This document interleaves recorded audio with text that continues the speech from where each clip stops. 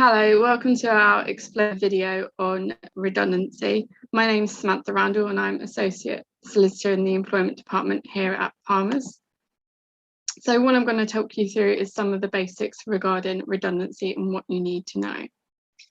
So redundancy is essentially a form of dismissal, and it happens when an employer needs to either reduce their workforce within the business as a whole, within a particular site, business unit, function or job role. An employer might decide to make redundancies for a variety of reasons. These could include recession or other economic pressures, making business closure or reduction in staff numbers necessary, changes in the nature of products or services, internal reorganisation to make more efficient use of roles and duties, technological developments resulting in a change to some or all job functions, or relocation of the business. Now, if an employee is made redundant, they may be eligible for certain things, including redundancy pay, notice period, a consultation with their employer, the option to move to a different job, and time off to find a new job. The employee must be selected for redundancy in a fair way, for example, because of their level of experience or capability to do the job. An employee cannot be selected because of age, gender, or if they're disabled or pregnant. If they are, this could be classed as unfair dismissal, notwithstanding an additional claim of discrimination. Turning to redundancy pay, an employee will normally be entitled to statutory redundancy pay if they've been working with their current employer for 2 years or more. An employee will be entitled to half a week's pay for each full year they were under the age of 22, 1 week's pay for each full year they were 22 or older but under 41, or 1.5 weeks for each full year they were 41 or older. The length of service is capped at 20 years. Their weekly pay is the average they earned over the 12 weeks before they got to their redundancy notice. If they were paid less than usual because they were on furlough because of the coronavirus retention scheme, then their redundancy is based on what they would have normally earned. If they were made redundant on or after the 6th of April 2021, their weekly pay would be capped at £544 per week, though this is subject to change every April. And the maximum statutory redundancy pay that they could be awarded is a total of £16,320. If they were made redundant before this date, then the amounts will be lower. As I said, they are usually revised in every April.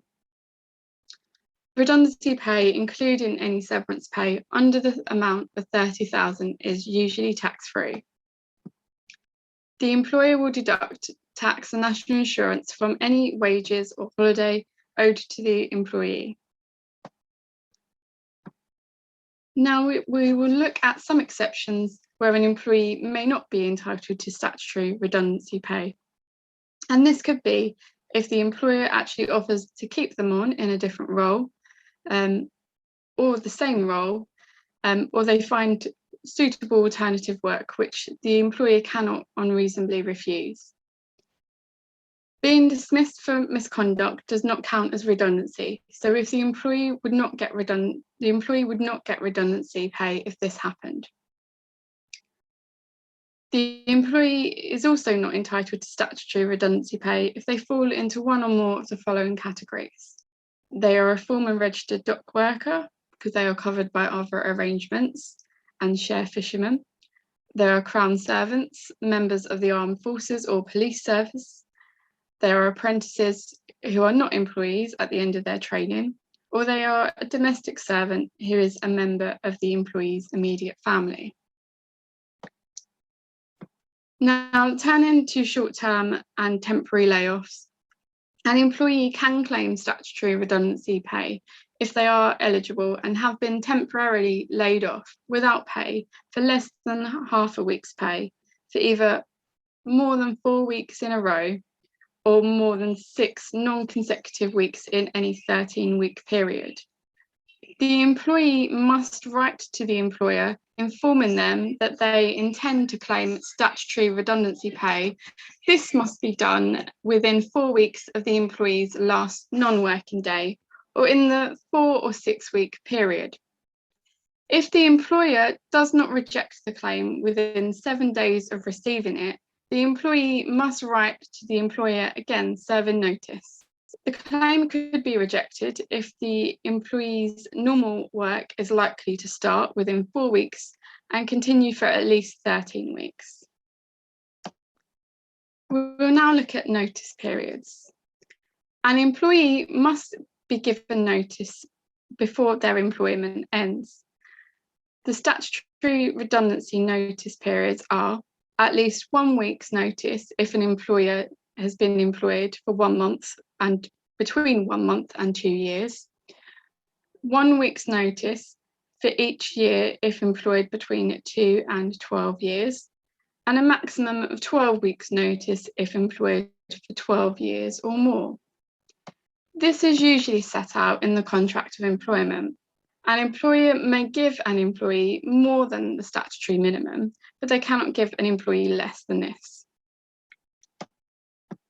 Looking at notice pay, as well as the statutory redundancy pay, the employee should either pay the employee through their notice period or pay the employee in lieu of notice, depending on the circumstances. Notice pay is based on the average the employee earned in the 12 weeks before their notice period starts.